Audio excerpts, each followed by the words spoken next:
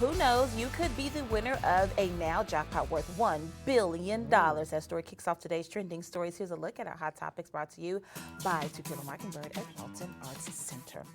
Well, turns out with no winner in the jackpot run, the Mega Millions big prize currently estimated at $1.1 billion with about $525 million in a cash payout. That's if you want to get that lump sum. The next drawing tonight. So if it's won tonight, it will be the fifth largest prize in the history of the game. Also on the rise is the Powerball jackpot, which has now risen to an estimated $865 million. The next Powerball drawing, that's happening tomorrow. So Mega Millions today, Powerball tomorrow. Wow. You know, I feel like we're always talking about a new, jackpot. We're always leveling up. It's always a new jackpot. And is that because people aren't claiming their winnings? Because I'm like, if you get that ticket, hold on to that thing, right? Or maybe truly there really isn't anybody who has the ticket. Could be, yeah. Hadn't been purchased yet. Well, here's a race of a different kind as 200 cafe waiters and waitresses hit the streets of Paris. Check out this video. You're looking at the 2024 Cafe Waiters Race, a 110-year-old tradition that has been on hiatus for about 13 years. The participants balancing trays with a croissant, a coffee cup, and a glass of water as they made their way through the City of Light, trying their best not to spill anything along the 1.2-mile route.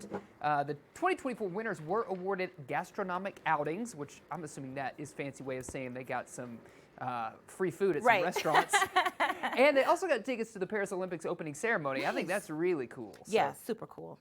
Well, companies with employees still holding on to remote work may be able to lure them back to the office with a new approach. A new survey found that employers offering housing benefits could get employees to return on site and even attract new employees. According to the survey, 47% of remote workers said that they'd be back in person if housing benefits were offered.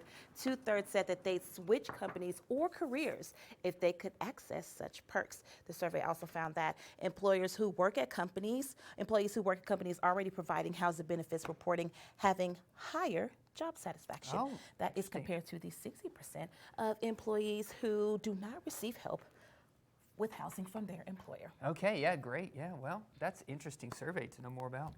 One winemaker toasting to the eclipse. Joseph Daniels came up with his 2021 vintage Eclipse Malbec. Daniels is an experienced eclipse viewer, seeing 5 total solar eclipses in Africa, South America, and here in the United States. Formerly a documentary filmmaker, his passion for winemaking began after producing a documentary about the beverage. The wine is described as having a bold and powerful flavor. To get delivery by the time of the eclipse, you should order by the 1st of April. So you got a little bit of time left to taste this eclipse wine if you're getting ready for the big celebration. I do love Malbec. That's actually my wine of choice. There you go.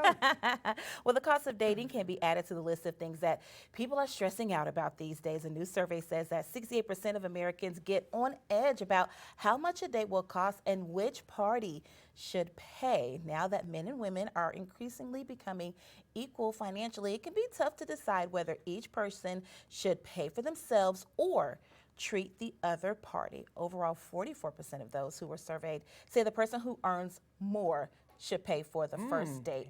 36% of respondents said that it's best to go Dutch on the first date, but protocol experts say that the person who's treated on the first date may want to offer to pick up the next check if there's a second date. Oh, interesting. All these rules. All these rules, it's confusing. I right? always make my husband pay for our dates. Well, yes. I feel